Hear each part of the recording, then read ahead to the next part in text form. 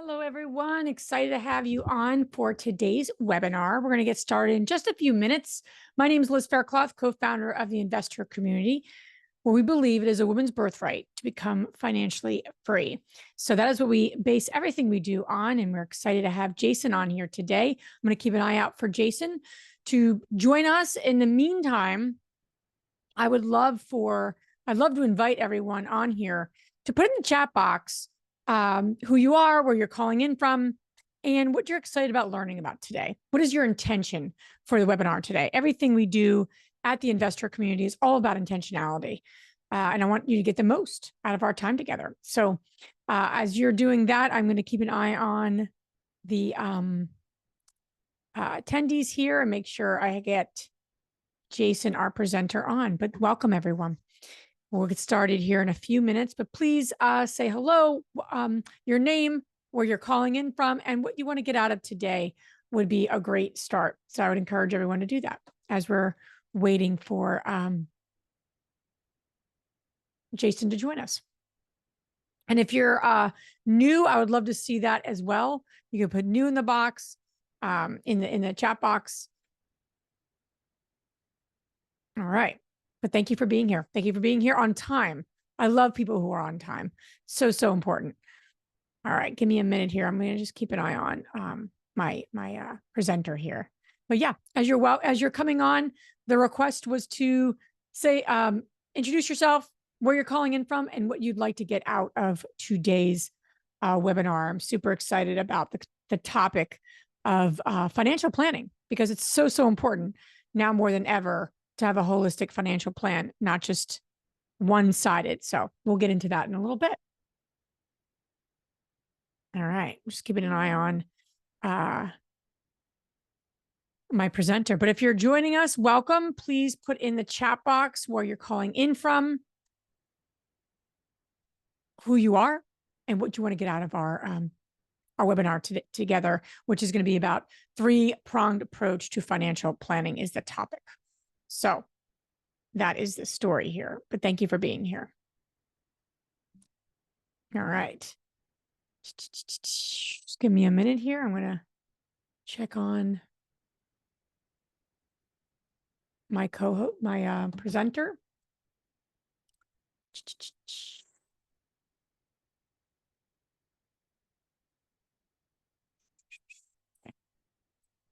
All right.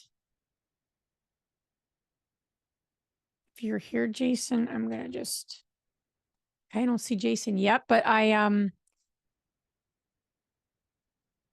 would encourage everyone here to introduce yourself in the chat box. You can certainly say hello, who you are, and where you're calling in from as we're waiting for our presenter here, Jason, to join us. And we'll go from there. All right, but I don't see chat. Okay, I'll make sure everyone's here. But welcome. Just give me a minute here as we get Jason up to speed, who's going to be presenting on financial planning. So just give me a second here.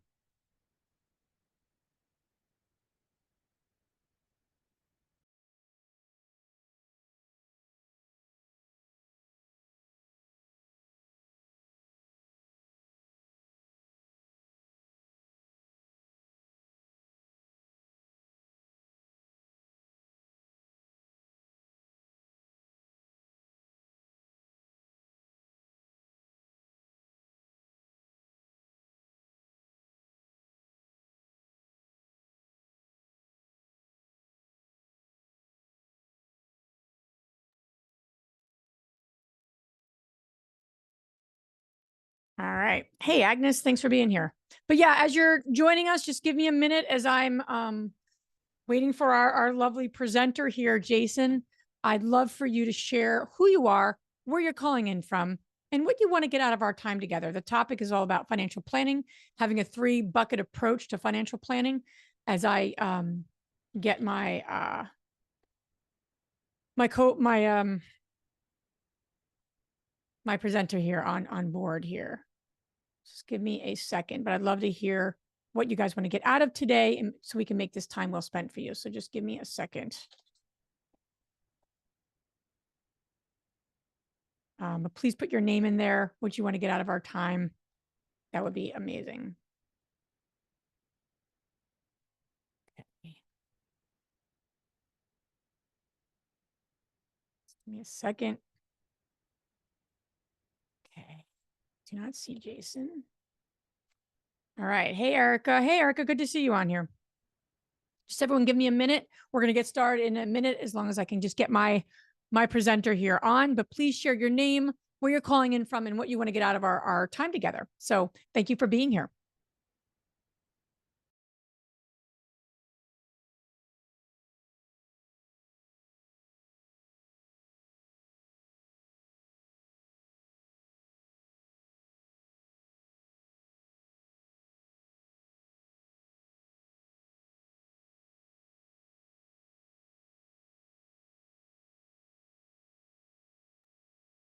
All right. I'm going to get started here. Great to see you, Nikki. Nikki, you're saying, and welcome everyone. For those who are joining.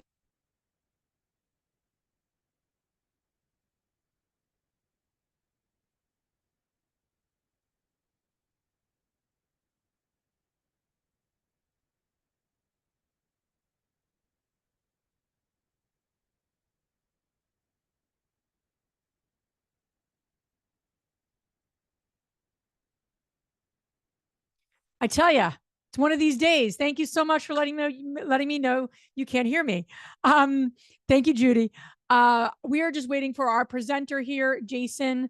I don't see Jason on in a few minutes after I get going. I'll pivot and we'll figure something out here. But the goal for today is, again, my name is Liz Faircloth. Oh, there's Jason, co-founder of the investor community. And we put these events on twice a month for our investor community. For those who are new to our community, as Jason's getting up and running here, I would love to see who's new in the chat box. I love that. Hey, Christy, thank you for being here. Hey, Jason. Hey, how are you? Can you hear me okay? I can hear you fine. Yeah. Are you you could be out there. You go. Nice to see you. Nice to see you. Awesome to have you here. We're just going to get started here. I'm just welcoming people to the webinar. Dahlia, great to hear that you're new. Thank you for being here. All right, good stuff. So we're going to get going. We always like to start on time and end on time. I know you would appreciate that too, Jason, but thank you so much for being here. Jason works with a lot of women in our investor community. He's working with my mother-in-law now. So, he's someone we trust in terms of when it comes to that holistic financial planning. And he's going to share three buckets, three strategies. And I know you're going to get into that topic much better than I can. But before I do that, Jason, I'm just going to share a few slides and then we'll get going here. But I asked everyone, as I'm sharing my screen, I would love for everyone to put in the chat box who you are, where you're calling in from, and what your intention is for this webinar. The last thing Andres and I, or anyone in the investor team, wants to do is waste anyone's time. We want you to come to events with an intention and get the most out of it, and then obviously take an action as a result. That's what we kind of intend as well for today. So a little bit about us. I want to just share for those who are new to our community, and then we'll give the floor to Jason to get into the topic, which I'm really excited about. So a little bit about our investor Facebook group. If you're not on, this is a free group for women to have a safe space to give, to get the support you need. So definitely check out our Facebook group if you're not part of that today. We also have meetups. More and more meetups popping up, both nationally, and we have a few in Canada.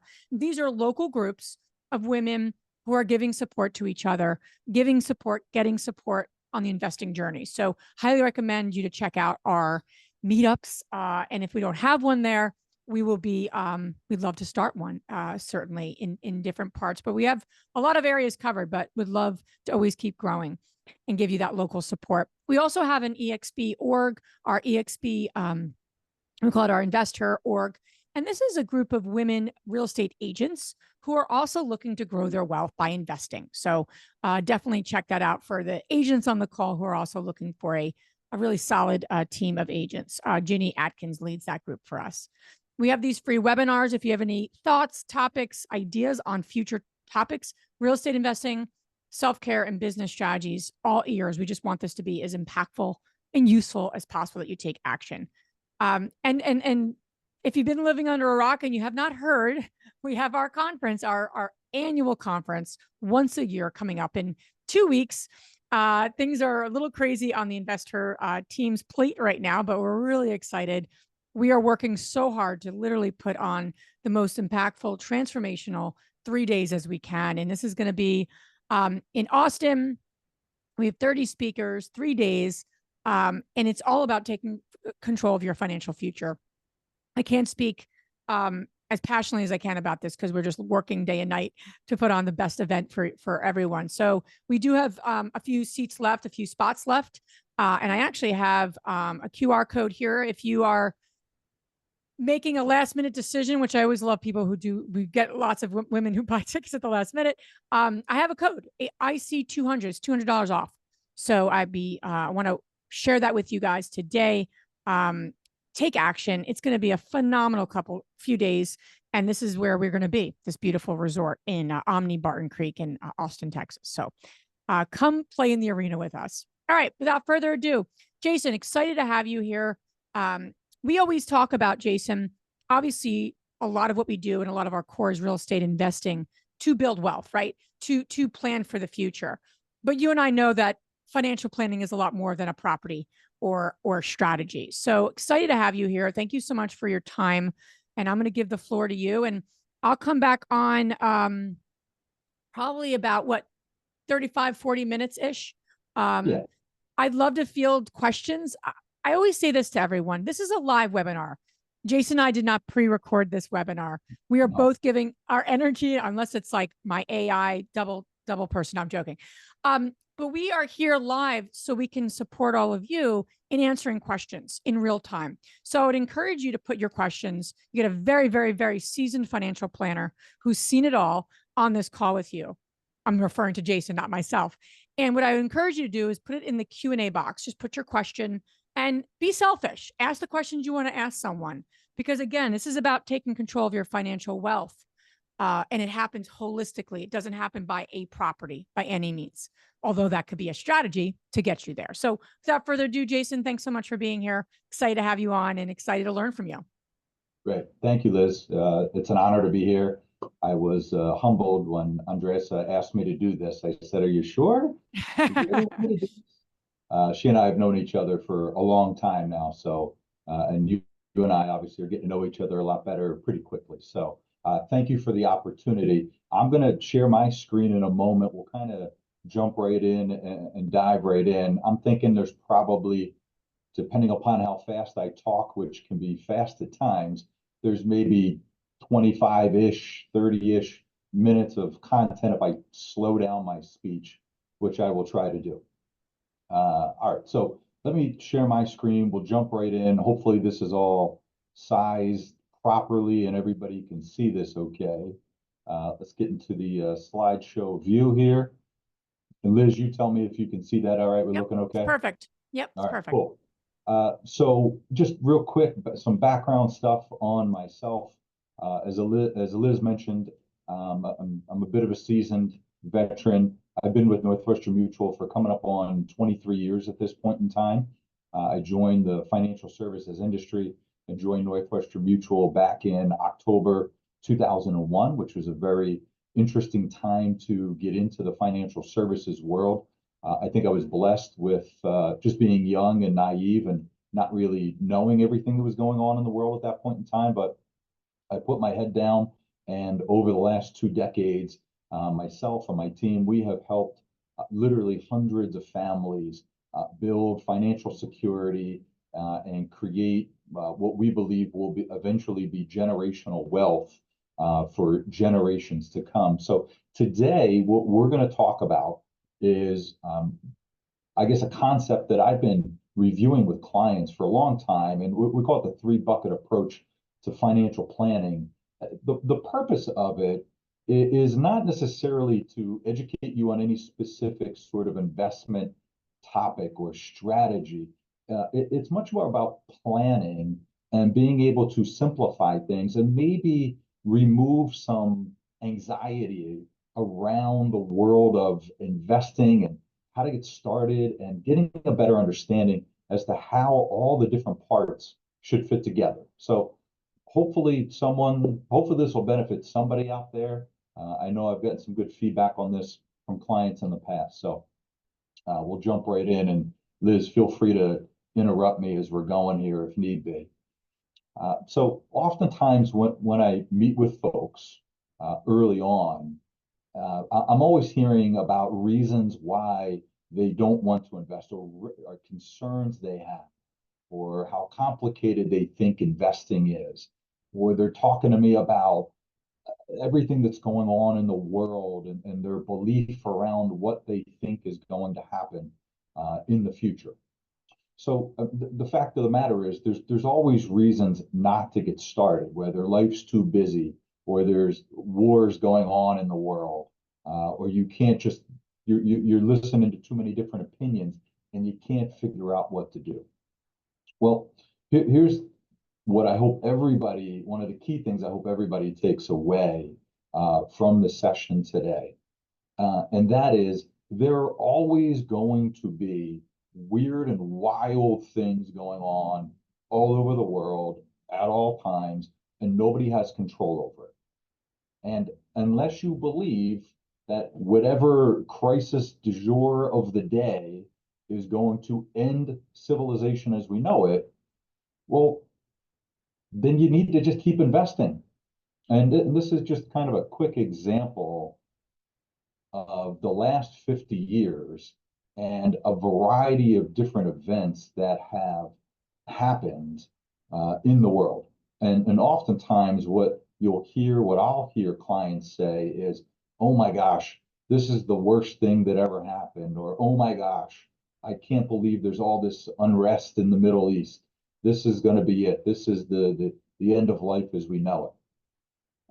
Well, I think this slide shows you that there's constantly weird and wild things going on around the world. I don't think Vladimir Putin's going to be the last dictator that we're going to deal with in the world, right? There's going to be people in the future. And what this is showing you is all these different events, and then the kind of the chart, the graph underlining it is what's happened in the stock market going back from 1973 up to 2023. And what you'll see is the dark blue are times that the stock market is expanding. The light blue is what we call correction. That's a 10% pullback in the stock market. And the orange area is a 20% pullback in the market. And I think the best takeaway from this slide is the fact that the stock market over time moves in one direction. So whenever you're looking at the stock market on a graph, if you have a long stretch of time, this is of course 50 years, the stock market moves up and to the right. Always, forever and ever and ever, the stock market moves up and to the right.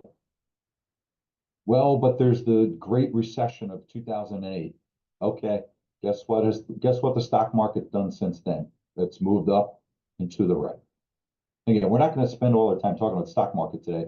We're going to spend much more time getting an understanding of how to organize mentally all the things, all the moving parts that are in your financial plan. But I know that in working with clients day to day, one of the things that makes them freak out is all the different things that are happening and thinking that there's the right time to invest. There is no right time to invest, whether that's in real estate or investing in the stock market. The right time to invest was yesterday. And the only better time than yesterday was the day before. It doesn't matter what's going on, right? And this year, we're in an election year. I hate to break it to everybody. The stock market doesn't really care about which political party is in office. The stock market is going to move onward and upward. It won't be smooth. It'll be bumpy. It'll be a bit of a roller coaster, but it doesn't matter who wins in November. The stock market 10 years from now will have moved up and to the right. So just try to keep that in mind as you're building not only your investment portfolio, but your real estate portfolio. Assets tend to grow over time. They just don't move in a linear fashion. And that's why long-term investors are rewarded, because they take risk. And they take risk that long-term investors aren't willing to stomach. They're not willing to deal with it. And the trade-off is you get a better rate of return in the long run. All right, enough about the stock market. All right, so let's think about how do we start to simplify things? Well, if you are like most of the clients that I talk to, that I work with, you're juggling a zillion different plates. You've got a whole bunch of things going on, right? Or I just think about my own world, my family, my career, the team that I run and operate. Are we going on vacation? When are we doing that? What home projects are we doing? There's just it's constant, just plates up in the air. You're juggling balls constantly, right? So how do we simplify at least the way that you think about your investment portfolio? I can't help you with your children. I've got 2 children of my own, and I'm doing the best I can, right? But there's certain things I can help you with, right? And that's where this 3 bucket approach comes in, right? So how do we simplify things?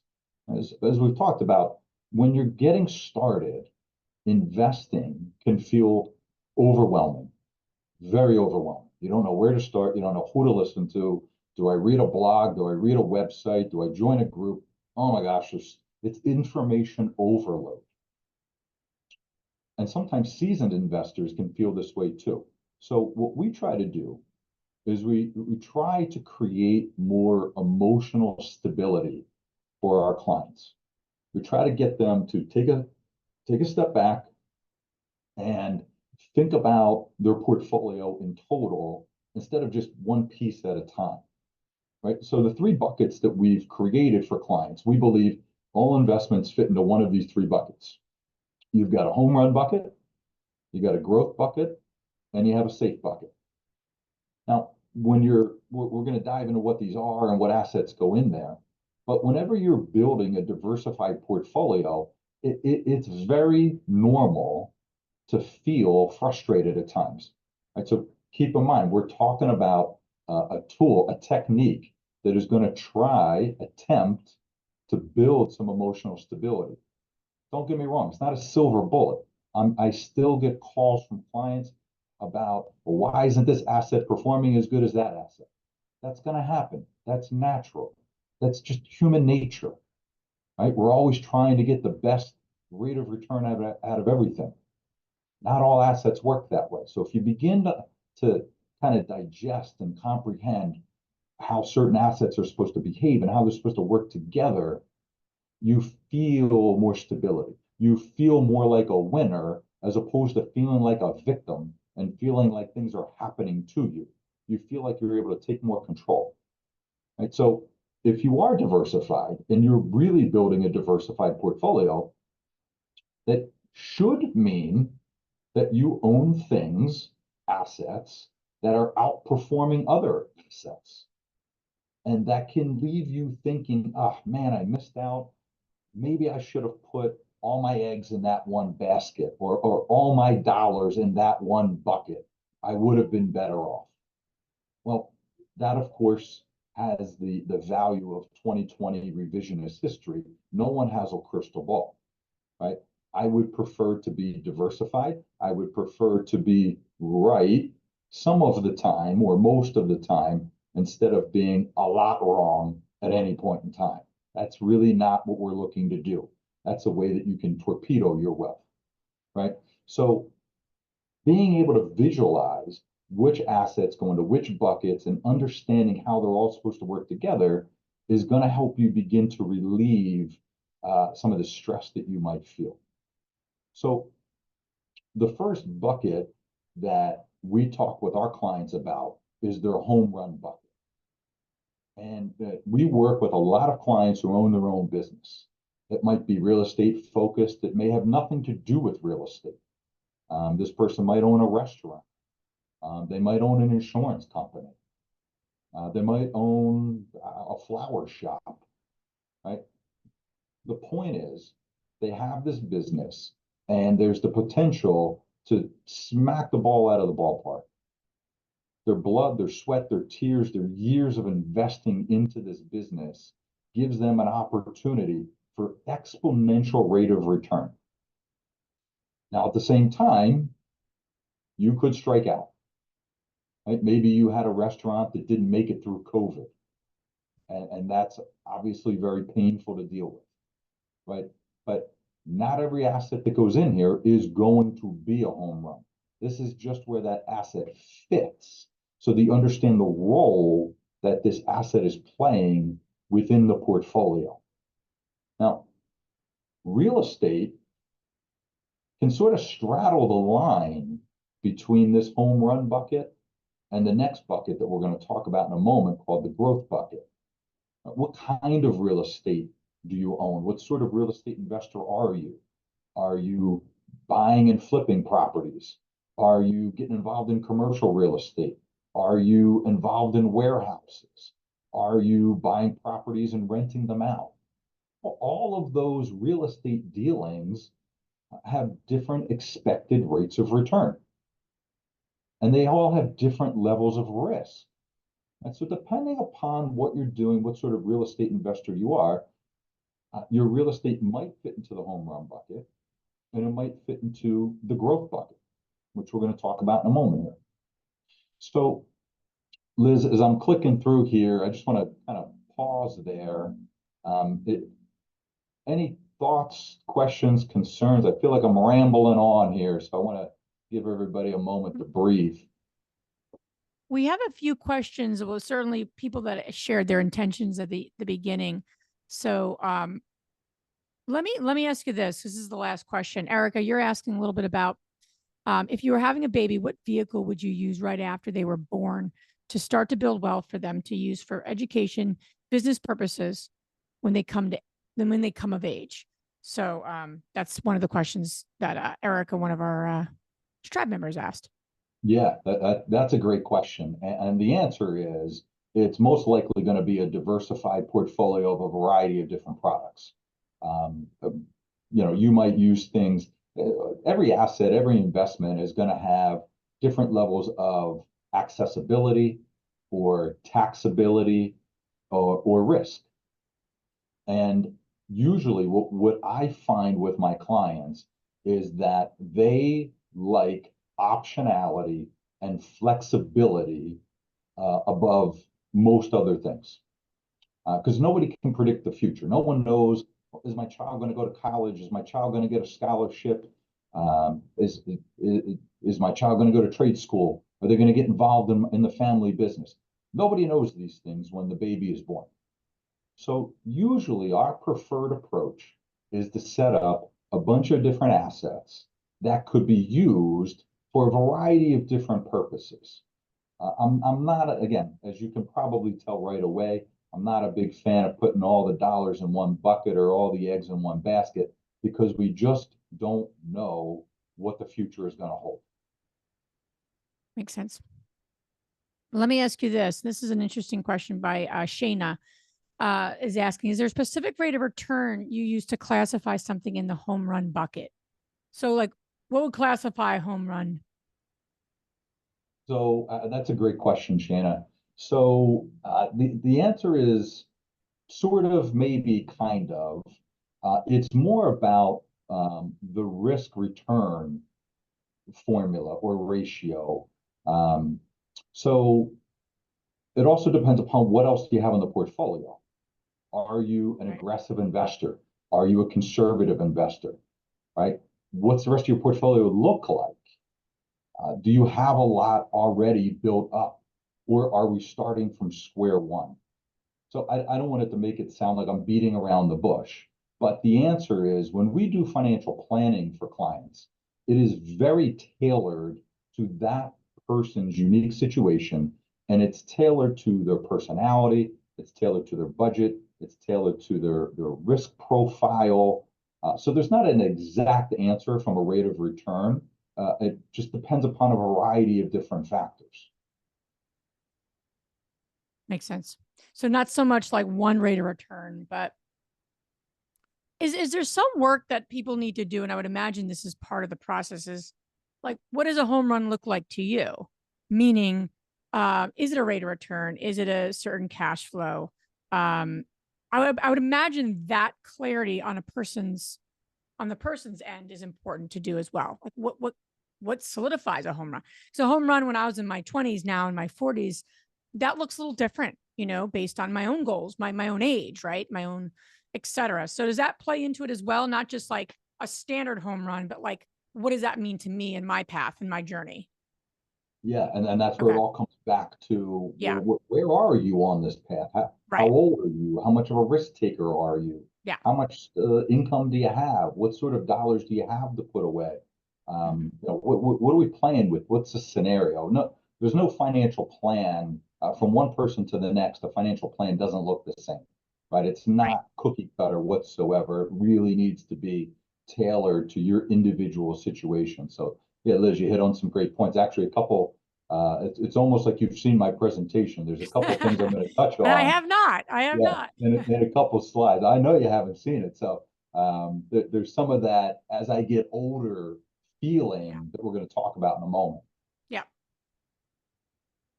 So I'll just I'll kind of I'll just jump through and maybe we'll sort of pause after each bucket Yeah. That'd be great. just to kind of see where we want to go there. So the next bucket is what we call the growth bucket.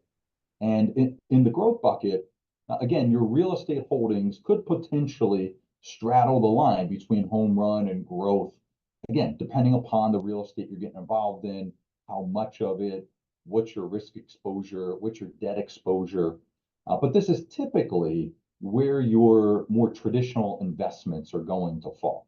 So um, your stocks, your mutual funds, 401ks, IRAs, Roth IRAs, stock options, maybe even collectibles.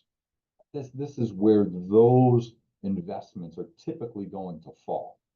Now, in this bucket, I know someone asked about rates of return.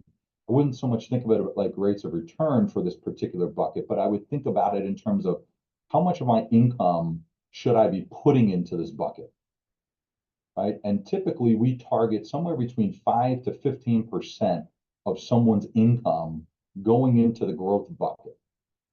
Now, that might seem like a big range. And again, that's because it's all tailored to where are you on this journey? Are you a little bit further along?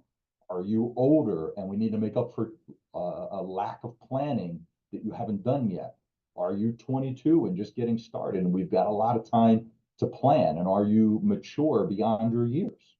Are you getting a significant company match from a 401k plan? Maybe less of your dollars need to go in there. We have some clients that, from a planning perspective, their employer, there's a particular anesthesia group that I work with, and the employer funds just an absurd amount of money into each employee's retirement plan every year, and they use that as a retention tool. And what this does is it gives those employees the ability to do other investments and do other things with their dollars.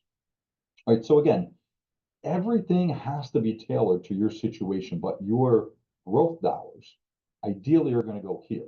And if we think about rate of return for a moment, no one knows what's going to happen with the stock market. We don't know if we're going to get a year like 2022 and equities were down 20%, or are we going to get a year like 2023 and equities were up 20%?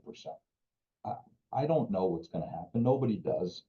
If someone claims they know what's going to happen, they're simply looking to sell you something. You should run for the hills because they don't know what's going to happen. Nobody does. Right. So we have to keep in mind these dollars, depending upon how much risk we're going to take, should grow at a certain rate of return over time.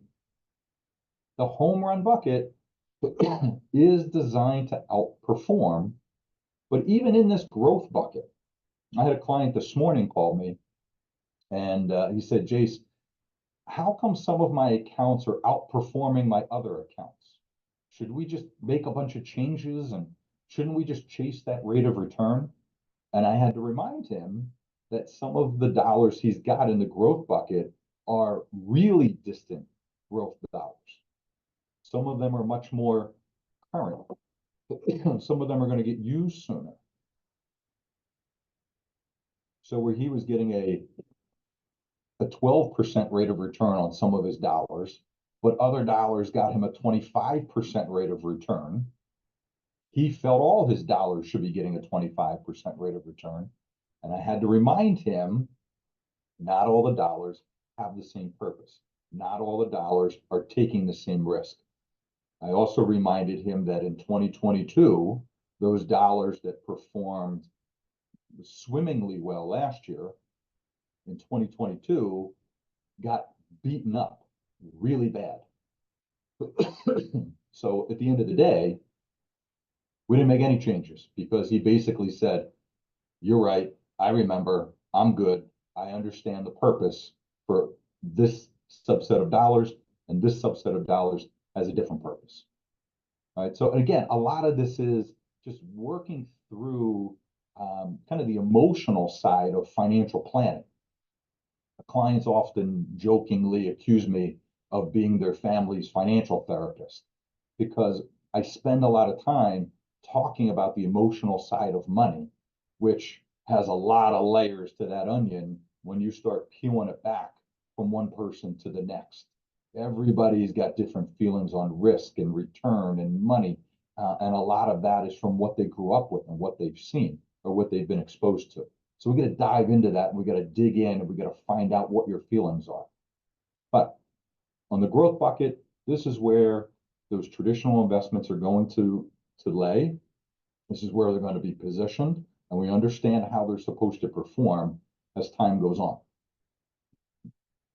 Liz, before I go to the last bucket, which is a safe bucket, I figured I'd just sort of pause before we move on from here. And I'd love to check in with everyone. Is there any specific questions when it comes to what Jason just presented and what you're all kind of thinking through?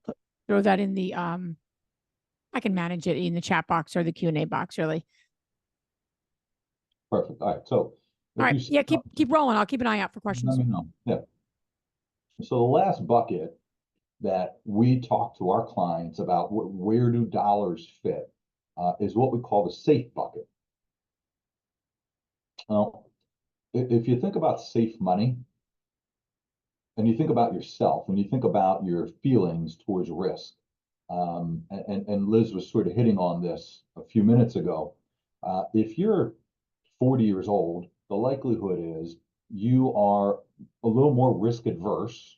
You're not looking for as much risk as you were when you were 30. And when you're 50, you'll be looking for even less risk than when you were 30 or 40. And when you're 60, well, guess what? You're going to be concerned about preservation of principal, income. You're not going to be looking for risk at that point in time. You're going to be looking to de-risk your portfolio. So we know that the safe bucket is a bucket that actually grows. It has to grow. It has to get bigger and bigger and bigger as time goes on. And what our clients have is an appreciation, a vastly increasing appreciation of safe money as they get older and older, right? And eventually, what we know is that the joy of gain is far outweighed by the pain of loss, right? That pain of loss as you get older, you don't have time to make up for that loss in your portfolio. So we need to make sure that you're positioning yourself as time goes on so that you wake up well positioned in the future. So this bucket is something that we know is going to grow. And what we like to do is we actually like to split the bucket in half. And we think of having short-term safe money and long-term safe money. And here's why that's important. So for a moment, imagine that it's the year 2020 and take COVID and just put it to the side for a minute. But just think about where interest rates were in 2020. If you had money in the bank in a savings account in 2020, you were probably earning under 1%, right? Your rate of return started with 0 point, who cares? It was under 1% in 2020. It's only until very recently that we've been able to get 3, 4, 5% in cash. It's been nearly 20 years since those times existed. Right, so imagine it's 2020 and you wake up and let's say you're 60 years old. And let's pretend that you didn't have the foresight of doing good planning. And at 60 years old in 2020, you said, hey, you know what? Man, I need to de-risk my portfolio. I've got way too much money exposed to risk. And you started going around and looking for places where you could put money at that point in time in 2020. Well, what would you have found in 2020? Savings account rates, money market rates, sub 1%. 10-year treasury, probably hovering around 1%. I don't remember exactly what it was, but probably pretty close. CD rates, not exciting at all. What were you getting if you hadn't done planning, if you hadn't started decades in advance? Guess what happened? You woke up at 60 years old in 2020, not very well positioned with safe money. Well, that's why we want to have short-term money and long-term safe money. Short-term safe money is money that's in the bank, money that's in savings accounts, money market accounts, CDs. Short-term safe money is your emergency fund. Maybe you're stockpiling cash for vacation or an upcoming purchase. You might use that money in the not too distant future. Maybe it's for a home renovation. It's something we know you're going to be using money for relatively soon, or it's just for emergency purposes. But long-term safe money allows us to have a longer view on when we're going to touch that money. And if you allow yourself to invest money out into the future, maybe give up some accessibility, what you're going to get in return is rate of return. You're going to get yield. And now you compound that over 10, 20, 30 years. Well, what ends up happening is you're that same 60-year-old who wakes up in 2020 and says, I'm pretty well positioned right now. I've been using assets along the way that were yielding me 4 or 5%, maybe in a tax-free environment if you're using the right vehicles. Right? And that long-term safe money, what are you going to use it for? I don't know, but you're probably going to use it for maybe a bomb shelter for retirement income. But think about this. If you're 60 years old, 65 years old, 55, I don't know, however old you're going to be when you retire. And let's say you're relying on your investment portfolio to provide some income. What if you have a bad sequence of returns at the beginning of distribution? Meaning, what if you turn 60, 65, and it's the year 2022, and the market's down 20%? If you're not well positioned, if you don't have safe money sitting on the sidelines somewhere, now we've got to sell investments. We've got to sell assets at depressed prices, at low prices. Well, that's not what we want to do. We never want to sell low. We only want to buy low. So from a planning perspective, one of the things that we talk with our clients about is making sure that we are building towards a place and time where we're going to have long-term safe money that will eventually be maybe 3 to 5 years of spending for retirement money. Now, again, that number is going to be different for everybody, but 3 to 5 years. Why 3 to 5 years? Well, there's never been a period of time where the stock market has gone down 3 years in a row. Right? So if you happen to have a bad sequence of returns and you needed that investment portfolio to generate income, and your plan was to dive into your IRA, your 401k, your mutual funds, your stocks, and they're down 10, 20%. What's the last thing you want to do? Sell. But if we've got an appropriate level of cash sitting on the side, we can live off that cash for 1, 2, 3, 4 years if need be, and we can allow your other investments to come back. We don't have to sell a real estate property just to generate living expenses. Right? So something that we talk to our younger clients about. Now, what is young? I don't know. It's all relative. I'm 45 years old. I used to think I was young. Now I'm usually in a room where I'm normally the oldest person in the room. Right? So young is all relative. But we talk to our young clients about allowing our older clients hindsight, decisions they wish they made, um, strategies they wish they implemented, investments they wish they didn't make, risks they wish they didn't take. Allow that hindsight to be your foresight.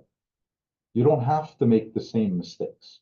You can get on a better path. You can be on a better trajectory, but you have to have the discipline and you have to have foresight.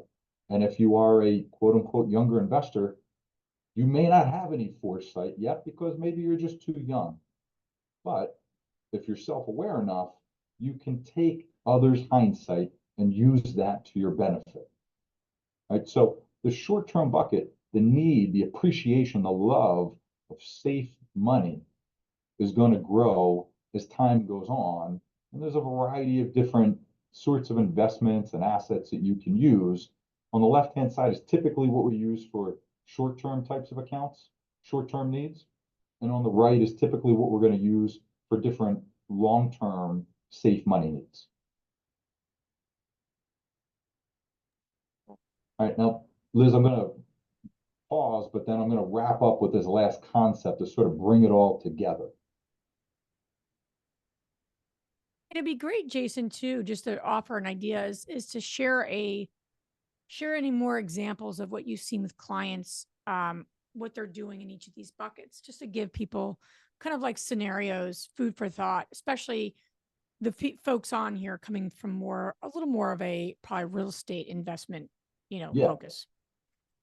Yep. So oftentimes what we find on that slant is we're not necessarily allocating any of clients' income to real estate because the way they're acquiring real estate is either leveraging properties or potentially leveraging their investment portfolio. And then they're buying those properties with leverage, which allows them to buy faster, sooner, bigger properties. And we're not going to stand against that. What we like to do with real estate is we like to have a plan. We like to have a strategy. Right? We like to have a belief system overall. I heard a saying one time that you have to, hopefully I get this right, you have to believe your beliefs, doubt your doubts. Otherwise, you will begin to believe your doubts and doubt your beliefs. I like that. Right. So I don't even know who to attribute that to. I definitely didn't come up with that because I'm not that good. But it stuck with me. And the point is, whether it's real estate investing or more traditional investing, but overall, you need to have a belief system as to what you're doing, why you're doing it, and what is the strategy. How are we going to do this? How are we judging if this is the appropriate strategy? Right? So when it comes to real estate, typically we're not allocating income. The growth bucket is going to get 5 to 15%. The safe bucket is going to get 5 to 10%. And typically the home run bucket is either a business that already exists or we're going to go acquire real estate through leverage. And then we're going to take that income that potentially is coming in from real estate, and then we're going to decide which bucket does that income go into. Do we plow that back into more real estate? Do we take some chips off the table and diversify? Do we get some money into the growth bucket? Maybe you're underweighted there. Maybe you're too overweighted on the real estate side. Again, you want to make sure that you're balanced appropriately across the board, right? If you, again, you go back, you get into years where real estate really stumbled, right? If you go back to 2007, 2008, 2009, right? If you were a landlord and we were going through the great financial recession, well, you might have struggled at that point in time. I was speaking here, the great example, I was speaking with a client this morning, a real estate investor down in South Jersey, owns a bunch of properties. And I hadn't talked to him in about a year or so. And I said, hey, Bob, how you doing? What's going on? How are the real estate properties? And he said, oh my God, I'm selling them. I can't deal with it anymore. I'm so sick and tired of being a landlord. I just want out. I'm done. And we talked about, okay, well, what's the strategy? Do you sell them individually? Do you sell them as a group? Who are you going to work with? Right? What's the plan then for the money, right? How much are you, what's the debt situation? How much are you still leveraged? How much are you paying in commissions? What are you going to pay in taxes, Yeah. right? Is this really what you want to do? Is this going to work for your new lifestyle? Now, this guy's a little older, probably in his mid to late 60s. And I met him probably 15 years ago, and he was gung ho on building that real estate portfolio. Yeah. And he did, and it worked well. And then 2020 and everything that came out of COVID just zapped all his energy and just left him feeling drained. And here he is now, 4 years later, going, I'm throwing my hands up. I'm done. I'm waving the white towel. I'm out. I don't want to deal with it anymore. So we work with folks that are all over the spectrum when it comes to real estate. Um, when it comes to what is that home run bucket? What are they doing? We can work with them on acquiring the capital. We can talk to them about how they can leverage their investment portfolio. We have some clients who are just getting started, right? And they're using 401k loans to then go purchase that first property, right? And again, we're sitting there from a planning perspective, talking with them about, does this make sense? What's the cash flow? Does this property work? What's the interest rate? Does this actually make sense?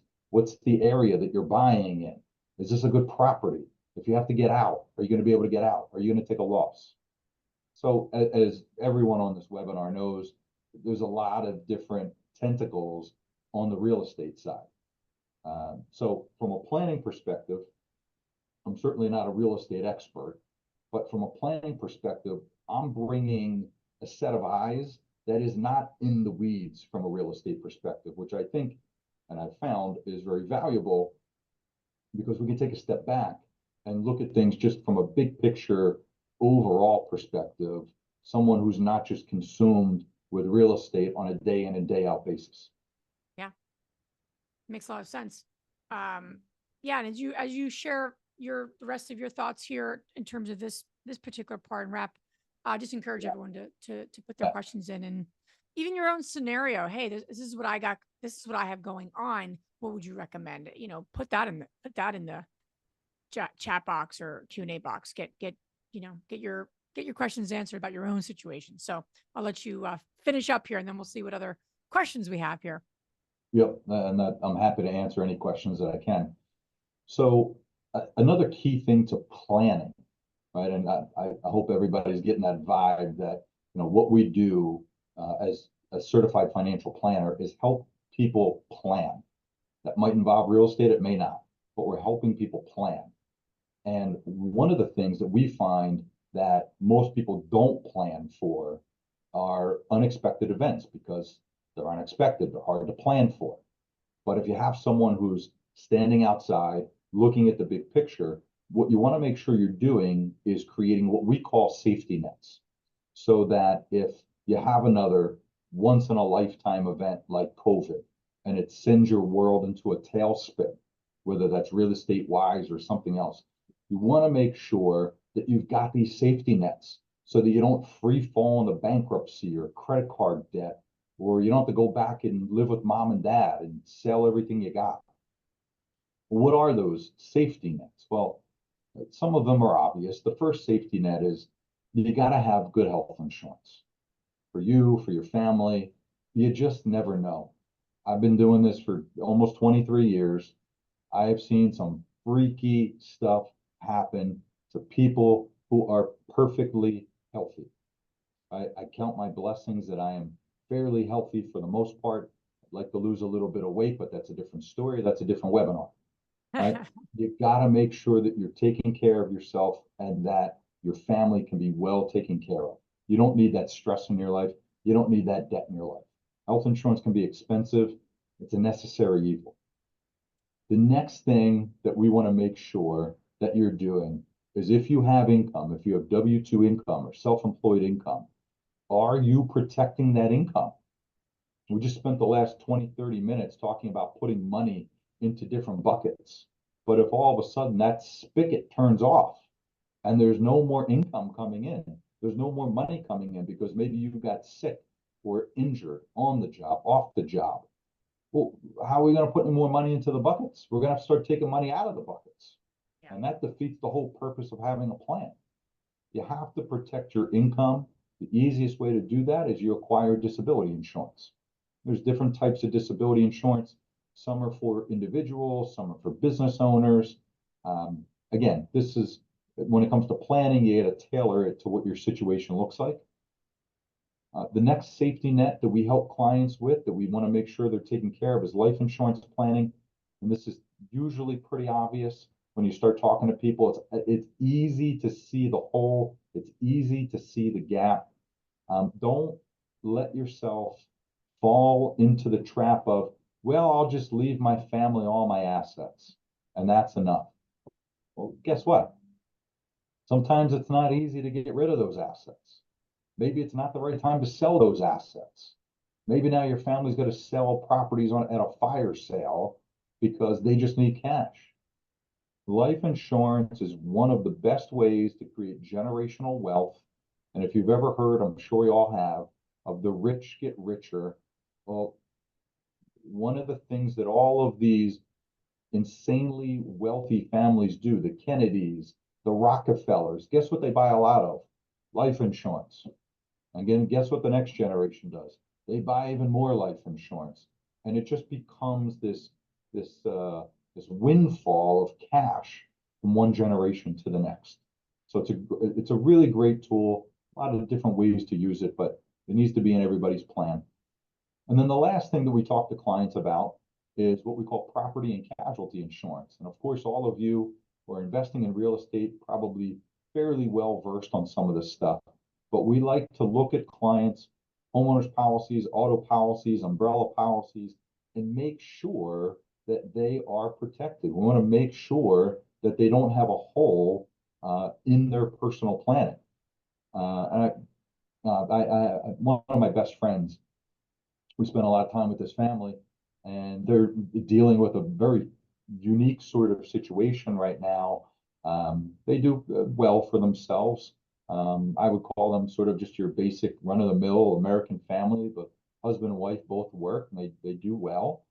They have 3 children, and they have 2 dogs, and that's where the story becomes a little interesting, because the street that they live on is a very secluded street, but it's a street that you could ride your bike on and you could cut through to get to a park.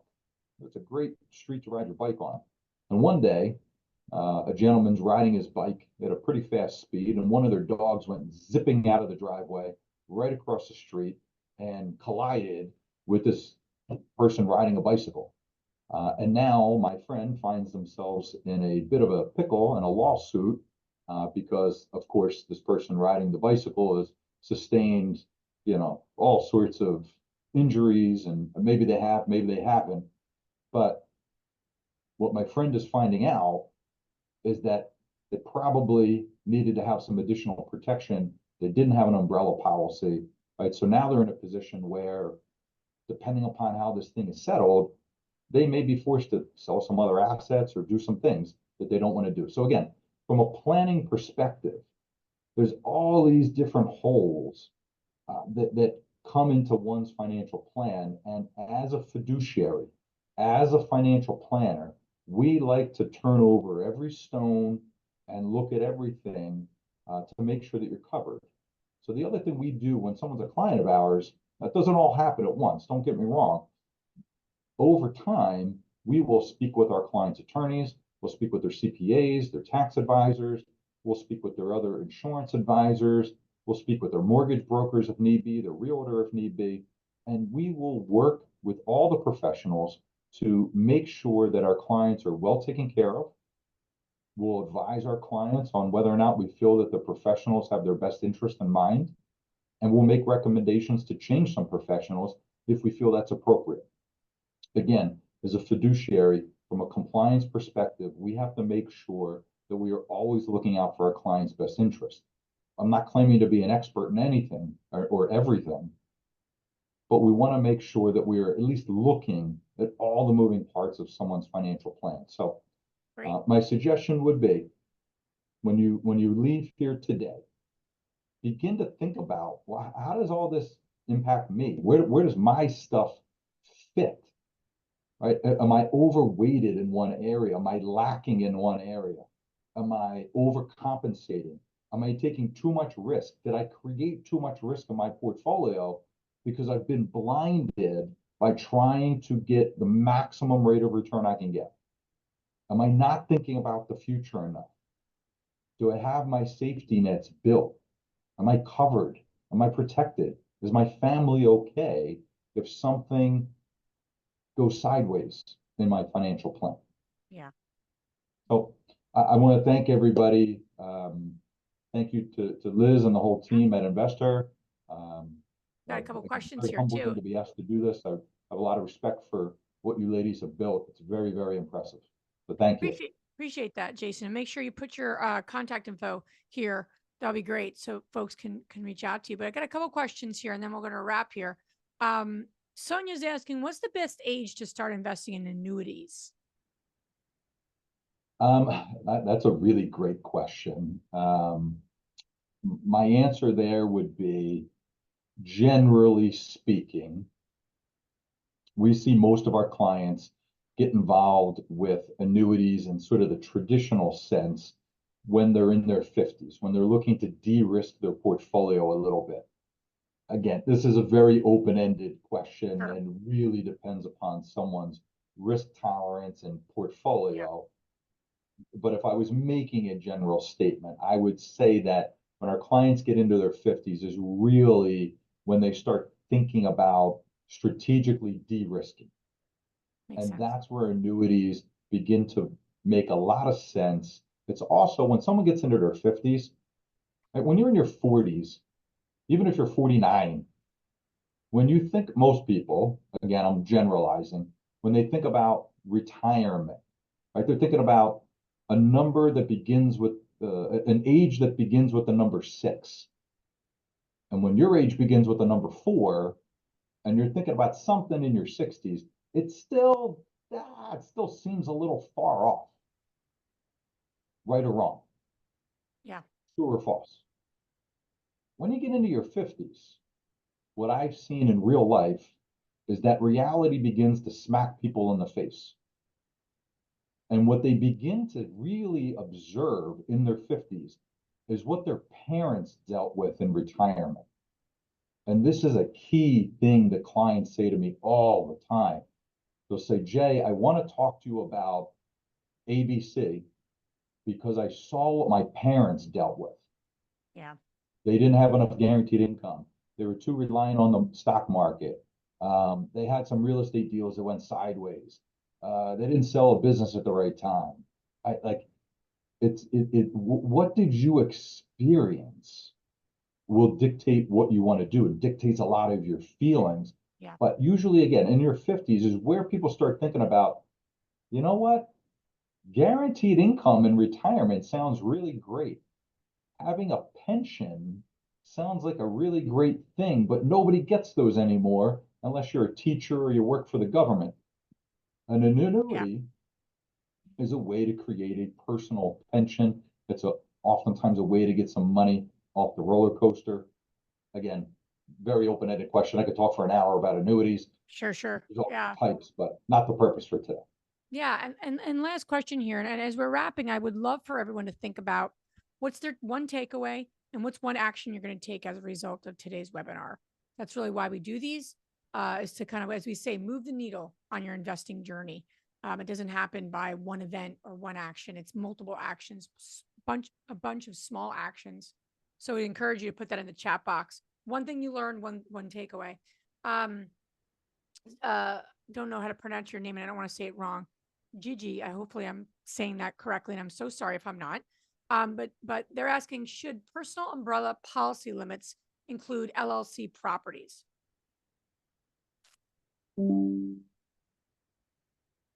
My answer to that would be, this is where my expertise in property and casualty insurance, this is where I bring in other professionals. Sure. So I know enough to be dangerous in terms of, do you need it? How much should you have?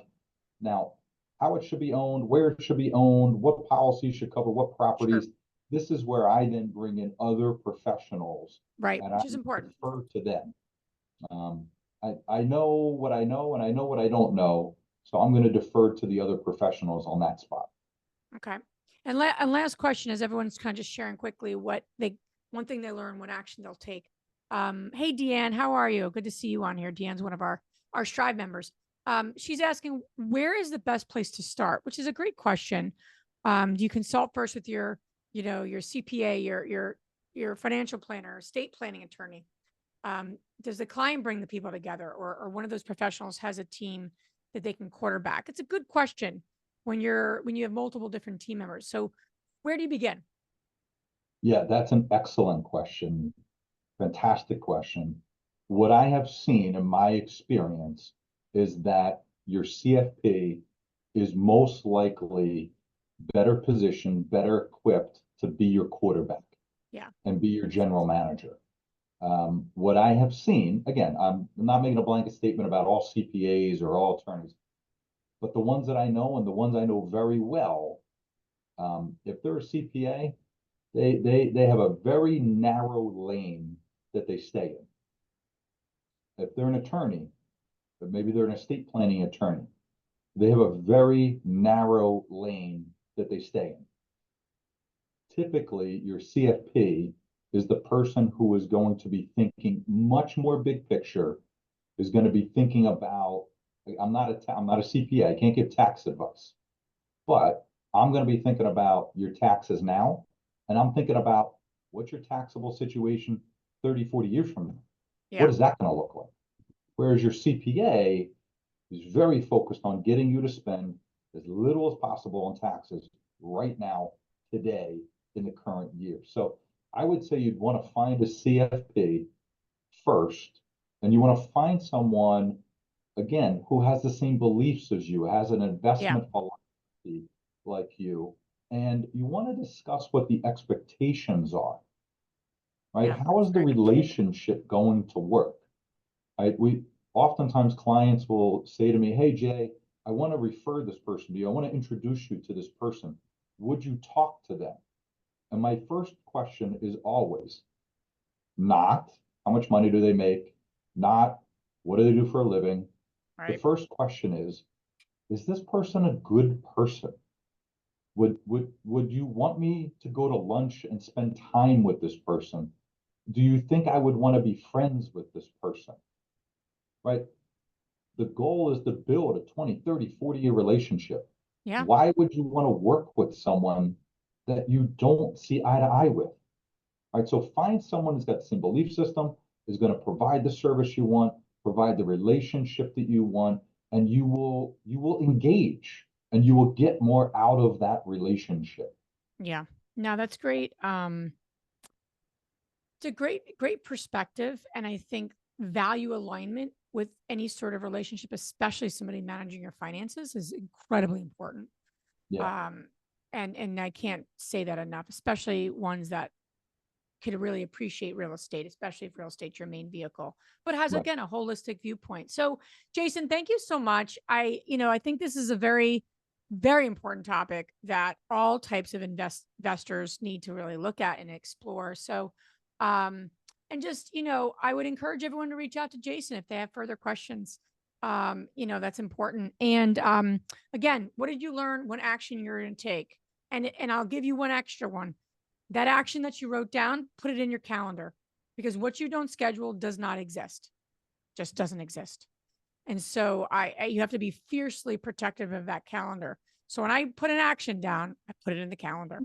So Jason, thank you so much again. I hope everyone does something with what they learned. And I hope to see most of you, if not all of you, in Austin in 2 weeks at InvestorCon, because it is going to be such a phenomenal, transformational 3 days, 30 speakers. So come and play with us, play in that arena with us. So Jason, thanks again so much for all your time and expertise here today.